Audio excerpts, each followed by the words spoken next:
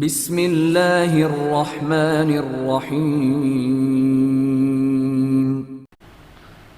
السلام علیکم دوستوں، ادبستان میں خوش آمدید۔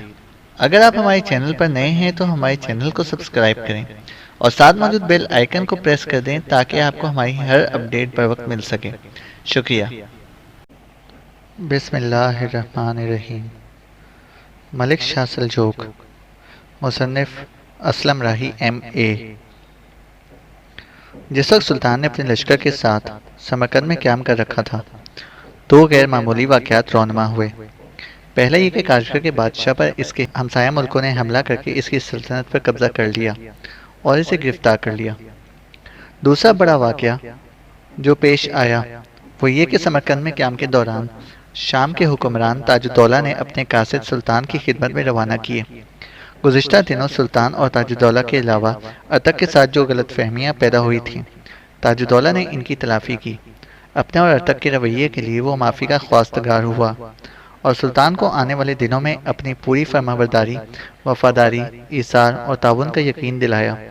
تاج الدولہ کا یہ رویہ یقیناً مسلمانوں کے لیے باعث اطمینان اور آسودگی تھا، اس لیے کہ مسلمانوں کے خلاف جو قوتیں کام کر رہی تھیں، اس تعاون سے ان قوتوں کے خلاف مؤثر طریقے سے حرکت میں آیا جا سکتا تھا۔ سمرقند میں ایک روز سلطان اپنے سالاروں کے ساتھ بیٹھا شام کے حکمران تاج الدولہ کی طرف سے آنے والے قاصدوں سے جو گفتگو ہوئی تھی اس پر ہی بحث کر رہا تھا کہ سلطان کا ذاتی غلام کودن خیمے میں داخل ہوا اور سلطان کو مخاطب کر کے کہنے لگا، سلطان محترم، جو قاصد آپ نے کاشغر کے بادشاہ کی طرف روانہ کیے تھے وہ لوٹ آئے ہیں اور آپ کی خدمت میں حاضر ہونا چاہتے ہیں۔ اس خبر پر سلطان نے گفتگو کا سلسلہ موقوف کر دیا۔ کودن کو حکم دیا کہ قاصدوں کو اندر لے کر آئے۔ کودن باہر نکلا۔ تھوڑی دیر بعد کاشغر کی طرف سے آنے والے قاصد سلطان کے سامنے آئے۔ سلطان نے انہیں بیٹھنے کے لیے کہا، پھر اس کے بعد پورے واقعات بیان کرنے کا حکم دیا، جس پر قاصدوں نے کاشغر جانے، تقین کے ان کے ساتھ آ جانے اور اس کی غیر موجودگی میں کاشغر کی سلطنت پر حملہ آور ہونے اور کاشغر کے بادشاہ کو گرفتار کرنے کی خبر سن کر تقین کے واپس اوسکن کی طرف چلے جانے کی ساری تفصیل کہہ سنائی۔ سلطان تھوڑی دیر تک گہری خاموشی میں ڈوبا رہا۔ یہ تفصیل سن کر وہ کسی قدر پریشان اور فکرمند سا ہو گیا تھا۔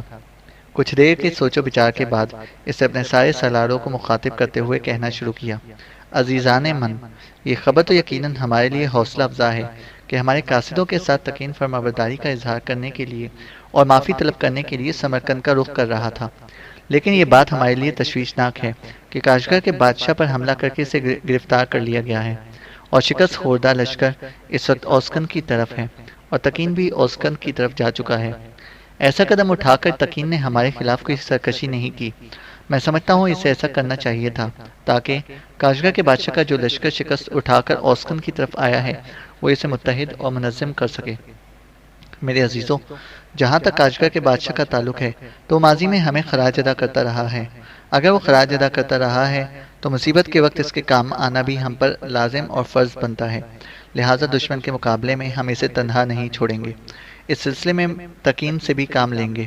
میں نے جو فیصلہ ابھی کیا ہے وہ یہ کہ لشکر آج ہی یہاں سے اوسکن کی طرف کوچ کرے گا، وہاں تقین سے رابطہ قائم کیا جائے گا، اس کے بعد کاشغر کی سلطنت پر حملہ آور ہونے والوں سے نپٹا جائے گا۔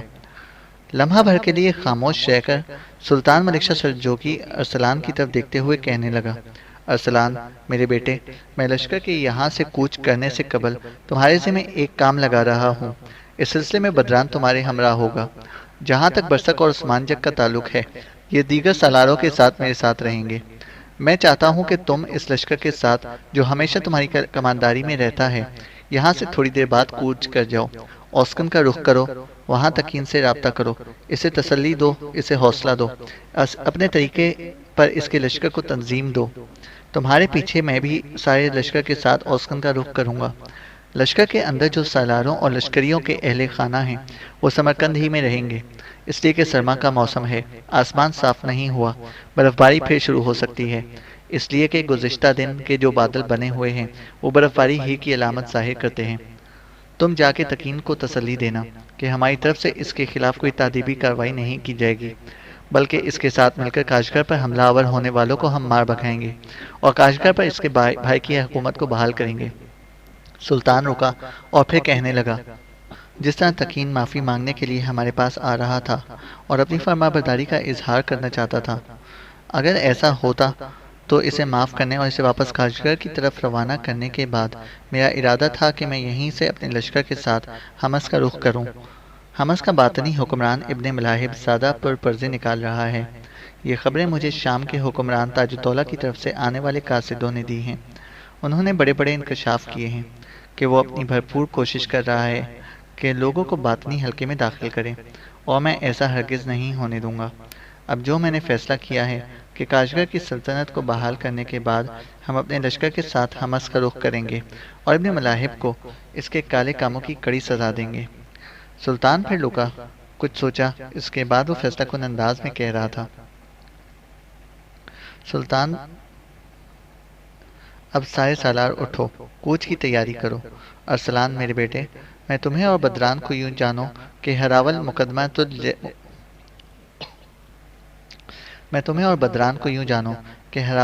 مقدمۃ الجیش کے طور پر اوسکن کی طرف روانہ کر رہا ہوں، تاکہ میری وہاں آمد سے پہلے تم تقین سے مل کر حالات کو اپنی گرفت میں لے لو، اس کے لشکریوں کی تنظیم درست کرو۔ اس کے بعد میں یہ پسند کروں گا کہ تم اور بدران اور تقین تینوں مل کر کاشغر پر حملہ آور ہونے والوں پر یلغار کرو۔ انہیں مار بھگانے کے ساتھ ساتھ کاشغر کے بادشاہ کی حکمرانی کو بحال کیا جائے گا۔ اب اٹھو، سارے مل کر اپنے کوچ کی تیاریاں کرو۔ اس کے ساتھ ہی سارے سالار سلطان کے پاس سے اٹھ کر نکل گئے، قاصد بھی ان کے ساتھ چلے گئے۔ سلطان کے پاس سے نکل کر ارسلان اور بدران اس جگہ آئے جہاں ان دونوں کے گھوڑے بندھے ہوئے تھے۔ دونوں نے اپنے گھوڑوں پر زینیں ڈالی، پھر بدران کی طرف دیکھتے ہوئے ارسلان کہنے لگا، بدران میرے بھائی، تم اپنے لشکر کو لے کر پڑاؤ کی طرف سے ایک طرف ہو لو، اتنی دیر تک میں اخیموت اور اس کے اہل خانہ سے مل کر آتا ہوں۔ اس پر بدران ایک جس لگا کر اپنے گھوڑے پر سوار ہوا اور وہاں سے چلا گیا۔ ارسلان نے بھی اپنے گھوڑے کو کھولا، اس کی باگ پکڑے وہ اخیموت کے خیمے کے سامنے آیا۔ گھوڑے کو اس نے وہاں ٹھہرایا، پھر کھنکھارتے ہوئے خیمے میں داخل ہوا۔ اسے دیکھتے ہی اخیموت، سفینہ، غریاد اور زوبا چاروں اٹھ کھڑے ہوئے۔ گفتگو کا آغاز زوبا نے کیا، بڑے پیارے، بڑے موہ لینے والے انداز میں اور مٹھاس اور شیرینی بکھیرتی آواز میں اس نے ارسلان کو مخاطب کیا تھا، آپ کا اپنے گھوڑے کو ہمارے خیمے کے سامنے کھڑا کر کے خیمے کے اندر آنا کسی علت کے بغیر نہیں ہے، اور پھر میں دیکھتی ہوں کہ گھوڑے پر زین ڈالی ہوئی ہے، گھوڑے کو دہانہ بھی چڑھا ہوا ہے، کیا آپ کا کہیں کوچ کا ارادہ ہے؟ اگر ایسا تھا تو آپ نے مجھے کیوں اطلاع نہیں دی تاکہ میں خود آپ کے گھوڑے پر زین ڈالتی، اسے دہانہ چڑھاتی؟ ایسا کر کے آپ نے مجھے ایک طرح سے ایک سعادت سے محروم کر دیا ہے۔ ارسلان آگے بڑھا، وہاں بیٹھا نہیں، وہ چاروں بھی کھڑے رہے، پھر کہنے لگا، زوبا، ایسی سعادتیں تمہیں کئی بار نصیب ہوں گی، دراصل میں جلدی میں تھا۔ اس کے بعد ارسلان نے جلدی جو حالات و واقعات رونما ہوئے تھے ان کی تفصیل کہہ دی۔ اس پر اخیموت بڑے دکھ اور تعصب کا اظہار کرتے ہوئے کہنے لگا، ایک بات تو اچھی تھی کہ تقین معافی مانگنے کے لیے سلطان کی خدمت میں حاضر ہو رہا تھا، اور تکلیف دہ بات یہ ہے کہ ان کی سلطنت پر ہمسایوں نے حملہ کر دیا ہے۔ مگر ایک بات بیٹے تم نے واضح نہیں کی، صرف تم اور بدران ہی اس مہم پر روانہ ہو رہے ہو یا پورا لشکر یہاں سے کوچ کرے گا؟ اس پر ارسلان اخیموت کی طرف دیکھ کر کہنے لگا، پہلے میں اور بدران اپنے حصے کے لشکر کے ساتھ ہراول اور مقدمۃ الجیش کی حیثیت سے اوسکن کا رخ کریں گے، وہاں جا کر تقین سے رابطہ قائم کریں گے تاکہ اس کے ساتھ مل کر کاشغر پر حملہ آور ہونے والوں کو مار بھگائیں۔ یہ کارروائی ہم اس وقت کریں گے جب ہمارے پیچھے سلطان بھی وہاں پہنچ جائے گا۔ سلطان کی آمد سے پہلے ہم صرف اس سے رابطہ قائم کریں گے، اس کے لشکر کو اپنی تنظیم کے مطابق استوار کریں گے۔ اس کے علاوہ ارسلان کو یہاں تک کہتے رک جانا پڑا، اس لیے کہ زوبا بول پڑی، اگر پورے کا پورا لشکر یہاں سے کوچ کر رہا ہے تو کیا ہم لوگ لشکر کے اس حصے میں شامل ہوں گے جو سلطان کے ساتھ یہاں سے کوچ کرے گا؟ ارسلان نے تیز نگاہوں سے زوبا کی طرف دیکھا، پھر کہنے لگا، کسی سالار، کسی لشکری کا کوئی اہل خانہ لشکر میں شامل نہیں ہوگا، سب یہیں سمرقند میں ہی قیام رکھیں گے، کسی کو بھی سلطان لشکر کے ہمراہ جانے کی اجازت نہیں دے رہا ہے، اس لیے کہ سلطان نے کہا تھا کہ آسمان پر بادل بنے ہوئے ہیں، برف باری پھر شروع ہو سکتی ہے، بلکہ میں سمجھتا ہوں کہ جلد برف باری کے آسمان پر آثار بھی ہیں، بادل جھکے ہوئے ہیں۔ ویسے تم لوگوں کا یہاں سمرقند میں رہنا تم لوگوں کے لیے بہتر ہے، برف باری میں تم لوگ بیکار اذیت کا شکار ہوتے رہو گے۔ اور یہ ایک ایسی مہم ہے جو ہم شاید چند دنوں میں نپٹا کر لوٹ آئیں گے۔ اب میں جاتا ہوں۔ جس لشکر نے میرے ساتھ کوچ کرنا ہے اسے بدران تیار کر چکا ہوگا۔ اس کے ساتھ ہی ارسلان خیمے سے نکلا۔ زوبا، غریاد، سفینہ اور اخیمود بھی خیمے کے دروازے پر آن کھڑے ہوئے تھے۔ ان کے دیکھتے ہی دیکھتے ارسلان اپنے گھوڑے پر سوار ہوا اور وہاں سے چلا گیا۔ اس کے حصے کا لشکر خیمہ گاہ سے باہر مستعد تھا۔ آگے آگے بدران تھا۔ جو ہی ارسلان وہاں پہنچا، ان دونوں کی رہنمائی میں لشکر سمرقند سے اوسکن کی طرف کوچ کر گیا۔ ان کی روانگی کے بعد سلطان بھی سمرقند سے اوسکن کی طرف کوچ کر گیا۔ کاشغر کے بادشاہ کا شکست خوردہ لشکر اوسکن میں جمع ہو چکا تھا۔ پہلے لشکر کا ایک حصہ شکست کھانے کے بعد اس سے بھاگا تھا، اور جب ادھر ادھر بھاگ کر اور بکھر کر جان بچانے والے لشکریوں کو خبر ہوئی کہ اوسکن میں تکین بھی پہنچ گیا ہے، تو مختلف سمتوں کو بھاگنے والے شکست خوردہ لشکری بھی اوسکن میں جمع ہونے شروع ہو گئے تھے۔ اس طرح تکین کے پاس ایک خاصا بڑا لشکر جمع ہو گیا تھا، جس کو اس سے استوار کرنا شروع کر دیا تھا۔ تاہم ابھی تک کوئی لائحہ عمل تیار نہیں کر سکا تھا جس کے تحت وہ حملہ آوروں کو اپنی سلطنت اپنے علاقوں سے مار بھگائے۔ ایک روز تکین اپنے لشکر میں رسد، کمک اور دوسری ضروریات کا جائزہ لے رہا تھا کہ اپنے چھوٹے سالاروں کے ساتھ وہ چونک اٹھا۔ سارے لشکری بھی فکر مند ہو گئے تھے۔ انہوں نے دیکھا جو شاہراہ سمرقند سے اوسکن کی طرف آتی تھی، اس پر گرد کے بادل اٹھ کھڑے ہوئے تھے۔ پھر ایک لشکر نمودار ہوا جو اس جگہ آن رکا تھا جہاں تکین کے لشکر نے پڑاؤ کیا ہوا تھا۔ اس لشکر کو دیکھ کر تکین کی ہوائیاں اڑنے لگیں۔ باقی سارے سالار بھی گھبرائے ہوئے تھے۔ ان کو مخاطب کر کے تکین کہنے لگا، میرے عزیز، پتہ کرو یہ جو لشکر آیا ہے یہ کون لوگ ہیں، ہم سے کیا چاہتے ہیں؟ ایک سالار وہاں سے ہٹ گیا، بھاگتا ہوا اس سمت میں گیا جہاں نیا لشکر آیا تھا۔ تھوڑی دیر بعد وہ واپس لوٹا تو تکین کے سامنے آیا اور اپنی پھولی ہوئی سانس میں کہنے لگا، یہ جو نیا لشکر آیا ہے یہ سلطان ملک شاہ سلجوقی کا ہے۔ سلطان کا پورا لشکر نہیں بلکہ سلطان کے لشکر کا ایک حصہ ہے، اور اس کا سالار امیر ارسلان ہے۔ اس کے ساتھ اس کا نائب بدران بھی ہے۔ ارسلان نے وہاں لشکر کو رک جانے کا حکم دیا ہے، ساتھ ہی اس نے آپ کو بلایا ہے۔ تکین مزید فکر مند اور پریشان ہو گیا تھا، کہنے لگا، لگتا ہے یہ گزرتا وقت سرما کی گمبھیر کوہر اور سردی میں ٹھٹرتے اندیشوں میں ہماری حالت پھٹے پرانے پاچر جات اور دبی گھٹی ناکام زندگی سے بھی بدتر کرنا چاہتا ہے۔ محسوس ہوتا ہے جیسے حالات اور تقدیر کے نوشتے ہمارے لیے بدبختیوں کے شہرت اور دشت فرقت کی بے کسی کو آباد کرنے پر تل گئے ہیں۔ اگر سلطان ملک شاہ سلجوقی کا کوئی لشکر ہماری طرف آن نکلا ہے تو پھر میں یقین سے کہہ سکتا ہوں گھور اماوس بھرے طوفان ہمارے خوابوں کے ساحلوں کو موت کے جزیروں کی طرف دھکیل دیں گے۔ اور جس سالار کا تم نے ذکر کیا ہے وہ ملک شاہ سلجوقی کا ایسا سالار ہے جس کے ساتھ میں 2 بار ٹکرا چکا ہوں، اور دونوں بار اس کے ہاتھوں مجھے ذلت آمیز شکست اٹھانا پڑی۔ وہ سلطان کا ایک ایسا سالار ہے جو حسین سپنوں کی تعبیر کو فنا کی مرکوم تحریروں اور طوفان کے دوش پر سمندر کے وحشت ناک شور میں تبدیل کر سکتا ہے، جو گرم دوپہر کے ویران صحراؤں میں اٹھتی خوفناک سنسانیوں میں اپنے دشمنوں کے لیے ہر سمت ایک سراب کا ایک بیکار تمنا اور ادھوری خواہشوں کی پرچھائیاں پھیلا دینے کا ہنر جانتا ہے۔ اگر ہمارے مقدر میں سلگتی انتہائی سیست اور بدبختی کی زنبیلوں میں الجھنا ہی لکھا ہے تو ٹھیک ہے، میں ملک شاہ سلجوقی کے سالار کے پاس جاتا ہوں، اس کی جو مرضی جو چاہے میرے ساتھ سلوک کرے۔ اس کے ساتھ ہی تکین اپنے چند مسلح سواروں کے ساتھ اس سمت گیا جہاں ارسلان نے اپنے لشکر کو رک جانے کا حکم دیا تھا، اور اپنے لشکر کے سامنے ارسلان اور بدران دونوں اپنے گھوڑوں سے اتر کر کھڑے تھے۔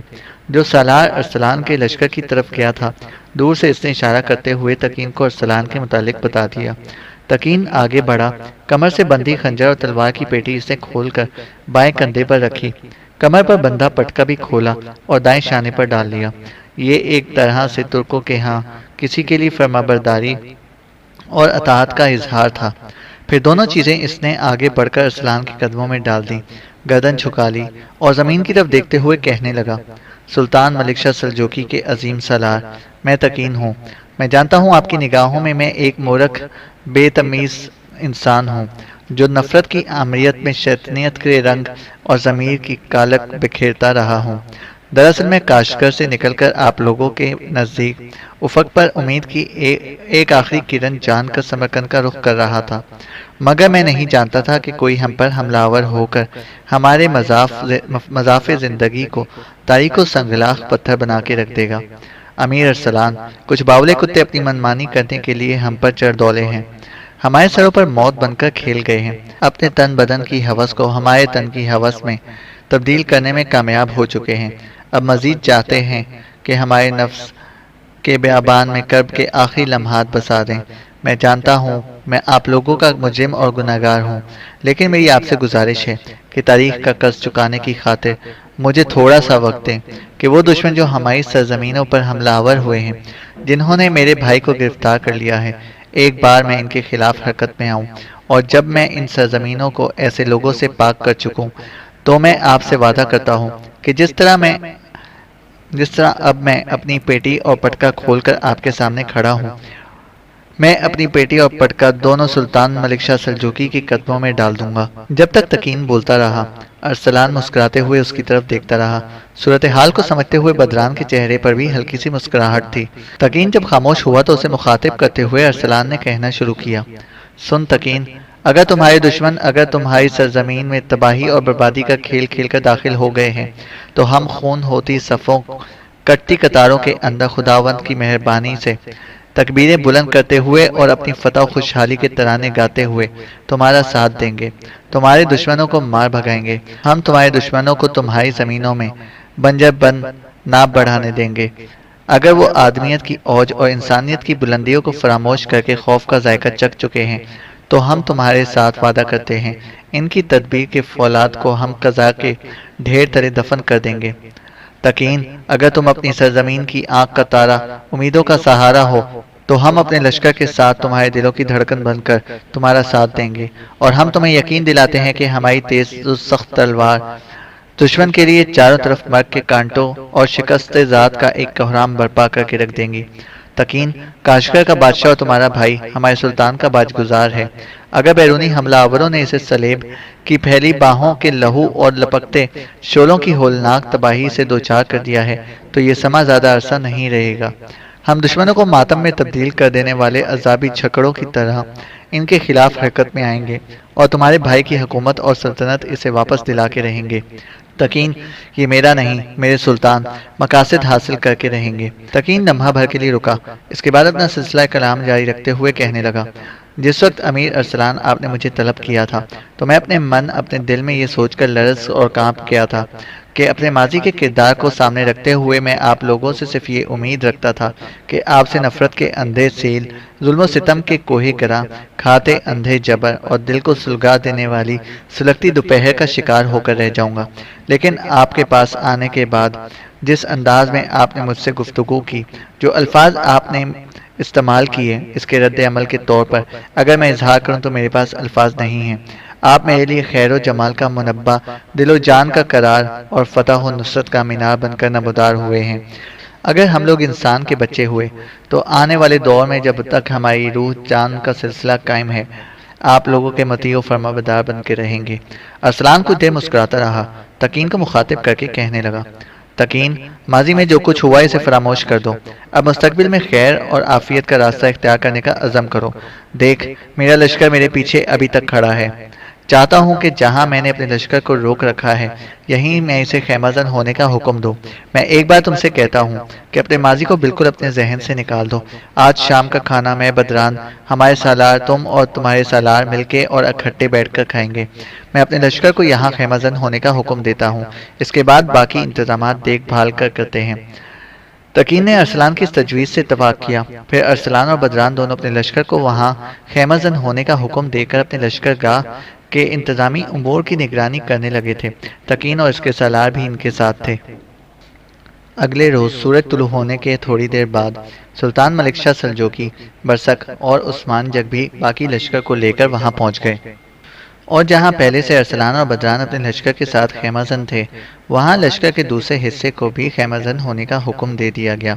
ارسلان اور بدران نے بہترین انداز میں وہاں سلطان کا استقبال کیا۔ دوسری جانب تکین کو بھی خبر ہو گئی تھی کہ سلطان ملک شاہ سلجوقی باقی ماندہ لشکر کو لے کر وہاں پہنچ چکا ہے، لہٰذا اپنے چند سالاروں کے ساتھ وہ اس جگہ آیا جہاں سلطان ارسلان برسک اور بدران اور عثمان جک کے ساتھ اپنے خیمے کے قریب کھڑا اپنے لشکریوں کو خیمہ زن ہوتے دیکھ رہا تھا۔ جو ہی تکین قریب آیا، ارسلان نے اس کا اور اس کے ساتھیوں کا سلطان برسک اور عثمان جک سے تعارف کرایا۔